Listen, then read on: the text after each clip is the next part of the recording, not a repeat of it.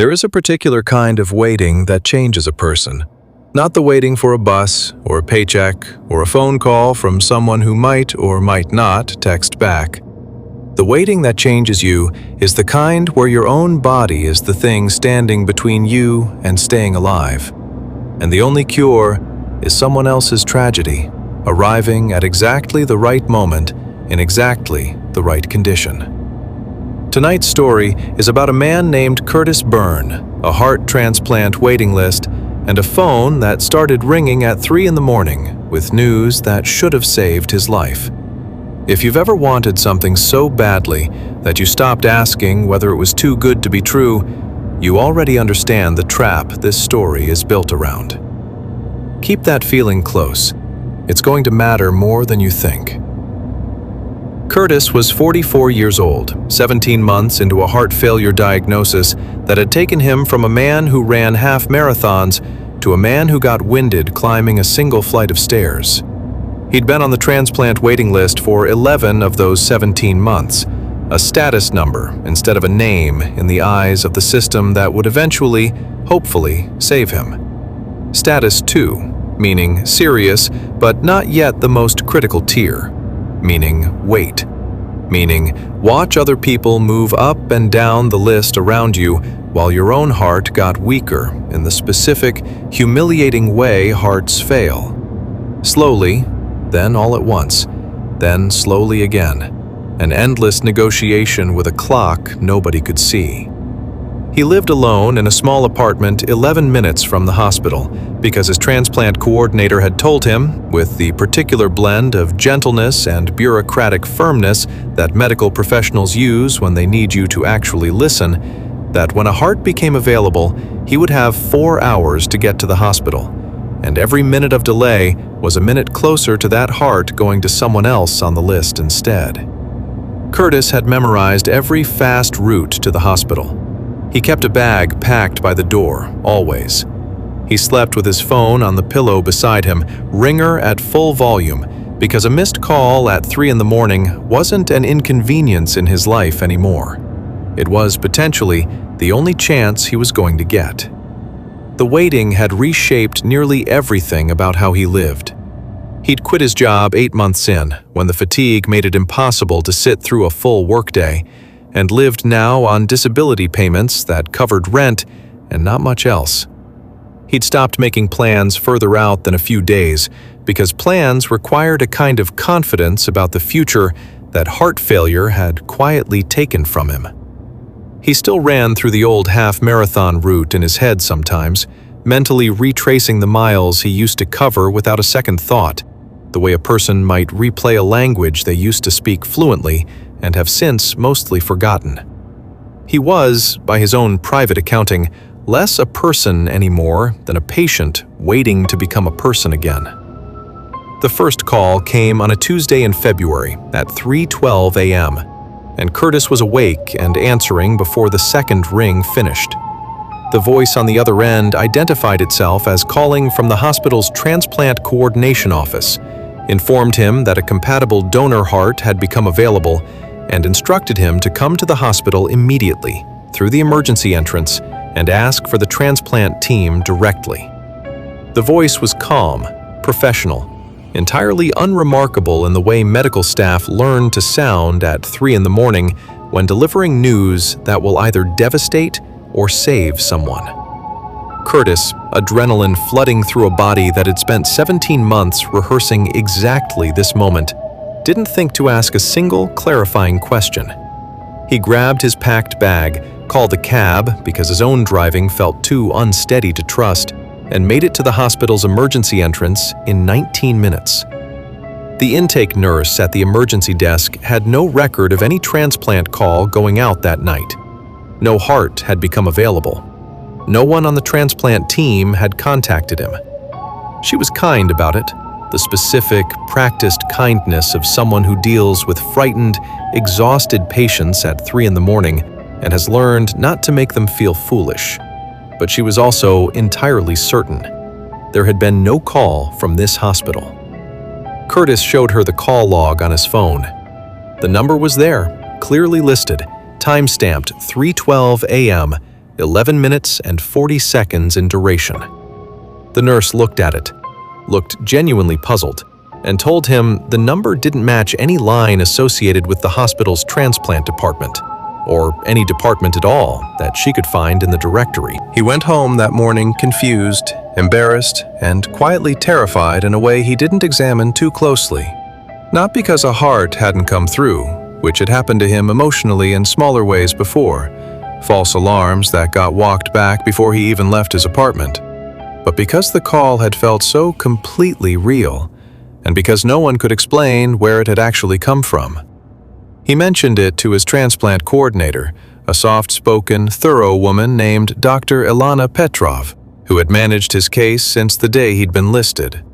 Dr. Petrov took the report seriously, and the way she took everything about Curtis's case seriously, pulled the hospital's outgoing call records for that night, and found nothing.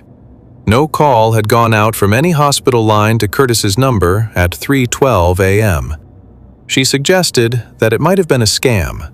There were, unfortunately, people cruel enough to target transplant patients specifically, aware of exactly how desperate and hypervigilant the waiting made them. She recommended he report it to the hospital's security office, and if it happened again, not act on it without calling the transplant office directly first to confirm.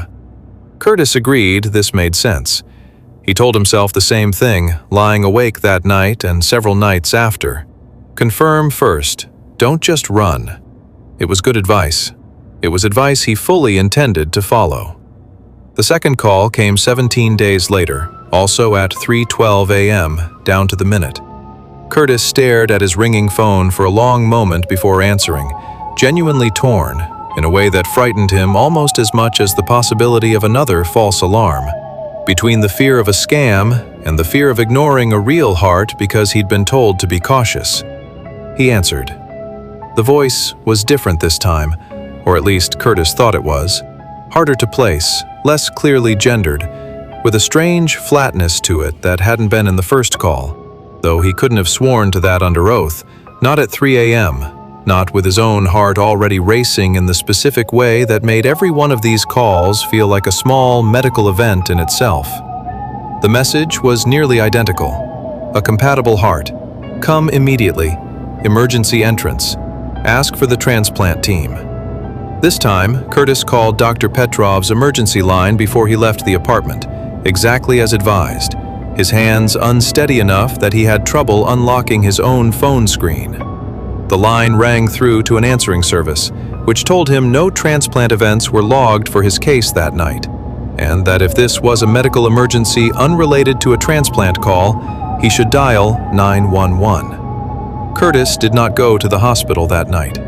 He sat on the edge of his bed until sunrise instead, his packed bag by the door, listening to his own heartbeat in a way that felt less like monitoring his health and more like keeping watch for something. He asked Dr. Petrov at his next appointment whether it was possible someone had hacked into his medical records, gotten his number, somehow spoofed a hospital line convincingly enough to fool caller ID twice. She said it was possible, though the hospital's IT security team had found no evidence of any breach when they'd investigated after his first report. She also told him something that stayed with him longer than the technical explanation did. The number itself, she said, pulling up the call log Curtis had forwarded her, doesn't correspond to any assigned phone number in any carrier's system. Not spoofed, not blocked, not unlisted. Our security consultant said it's the kind of number sequence that shouldn't be able to place a call at all, technically, the way the phone network is structured. It's not that we can't identify whose number it is, it's that the number, as far as anyone can tell, isn't real.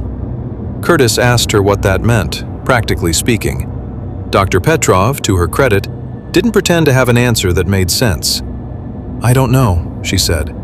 I've been doing this 14 years and I've seen scams. I've seen mistakes. I've seen family members panic and misdial. I've never seen a number that isn't supposed to be able to exist call someone's phone twice with the exact same message. I don't have a category for that. I just have the advice I already gave you. Confirm with us directly before you act, every single time. The third call came 4 days later. Curtis almost didn't answer it, staring at the screen through 4 rings, his mind running through everything Dr. Petrov had said, everything the security consultant hadn't been able to explain, and still, some desperate 17 months of waiting part of him unable to let a phone ring out unanswered when it might, however unlikely, be the call that saved his life. He answered on the 5th ring, right before it would have gone to voicemail. The room felt colder the instant he pressed the phone to his ear, though he would later doubt that detail too, the way he'd come to doubt so much about these calls, whether the wrongness was in the phone or simply in him, primed by 2 prior calls to feel dread in advance of anything actually happening. This time, the voice didn't wait for him to speak first. It said his name, correctly, fully, Curtis Byrne, before he'd said a single word into the phone, which the previous 2 calls hadn't done, and something about hearing his own full name spoken by whatever was on the other end of a number that supposedly couldn't exist made the hair on his arms stand up before the voice had said anything else at all. "Curtis Byrne," it said. "Your heart is ready. It has been ready for some time. You continue to make us wait." Curtis, badly frightened now in a way the previous calls hadn't quite reached, asked who was calling, what hospital, what department, anything that would let him locate this inside a system he understood. The voice did not answer any of that. It repeated almost exactly what it had said before, with a small addition that Curtis would replay in his memory for months afterward, unable to fully explain why it disturbed him more than anything else about the calls. "You continue to make us wait," it said. "We do not wait the way you wait. Come to the entrance. Ask for the team. We are already assembled." The call ended there, not with a click or a dial tone, but with a silence that Curtis described, later, to the one person he eventually told the full story to, as feeling less like a call ending and more like something on the other end simply ceasing to hold the line open, the audio equivalent of a hand releasing something it had been gripping. Curtis did not go to the hospital. He called Dr. Petrov's after-hours line again, was told again that nothing was logged, and sat in his apartment until morning with every light in the place turned on, his packed bag pushed into a closet where he wouldn't have to look at it. He told Dr. Petrov everything at his next appointment, including the exact wording, including, "We are already assembled," and watched her professional composure slip for the first time since he'd known her. Not dramatically, just a small, genuine flicker of unease, crossing a face that had clearly spent years training itself not to alarm frightened patients. She recommended this time that he consider a security consultation beyond what the hospital could offer, and asked whether he'd told anyone else about the calls, a family member, a friend, someone who could be with him at night, given how unsettled he clearly was. Curtis admitted he hadn't. He lived alone, had for years, and the people closest to him lived out of state. Dr. Petrov didn't push further, but Curtis noticed, in the weeks that followed, that she began checking in with him more frequently than his case technically required. Brief calls during ordinary daytime hours that he understood, without either of them saying so directly, were partly about his heart and partly about making sure someone was checking on him at all. The calls did not come again for 6 weeks. Curtis allowed himself, cautiously, to believe they might have simply stopped.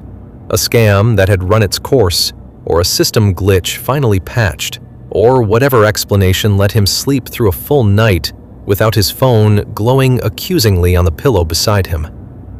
Then, on a Thursday in April, his actual heart, a real one, verified, logged, confirmed by every system that was supposed to confirm such things, became available at 3:12 a.m. Curtis stared at his ringing phone for what felt like a very long time before he could make himself answer it, and when he finally did, the voice on the other end was Dr. Petrov's own, warm and urgent and entirely real in a way he could somehow feel through the phone before she'd even finished her first sentence. A heart, a match, come immediately, exactly as before, except this time, The timestamp on the call matched a name in the hospital's system, and the number matched a line that existed, and everything about it was verifiably, blessedly true. He went. He doesn't remember much of the drive, only that he made it, and that the surgery that followed gave him back a version of the life he'd been slowly losing for a year and a half. What he does remember, and has never fully explained to anyone including Dr. Petrov, is a single moment in the pre-operative room, drifting in and out of the early stages of sedation, when he heard, or believed he heard, the line between the two never entirely clear to him afterward, a voice close to his ear, flat and familiar in a way that made his stomach drop even through the haze of the drugs. "You made us wait," it said. "But you came, in the end. That's what matters. That's all that's ever mattered." Curtis has never told Dr. Petrov about that moment. He tells himself, most days, that it was a hallucination brought on by anesthesia and exhaustion and 17 months of a fear he'd never fully processed, even after the fear should have ended. He is, by every medical measure, healthy now. His new heart works exactly as it should. He still sleeps with his phone on the pillow beside him. He tells himself it's habit. He does not examine too closely why he still sometimes wakes at 3:12 a.m. exactly, phone silent, room empty, heart beating steadily beneath his hand. Someone else's heart now, doing the job his old one no longer could, and lies there in the dark for several minutes before he can convince himself to go back to sleep. If you are ever waiting for something you need badly enough to stop questioning where it comes from, you might want to remember that not everything willing to give you what you're waiting for is doing it for reasons you'd recognize as kind. Some debts get collected quietly, long after you've stopped expecting the bill. This has been a Whisper Dark original. If this one made you check your phone twice tonight, you know what to do. Subscribe, and we'll see you in the dark next time.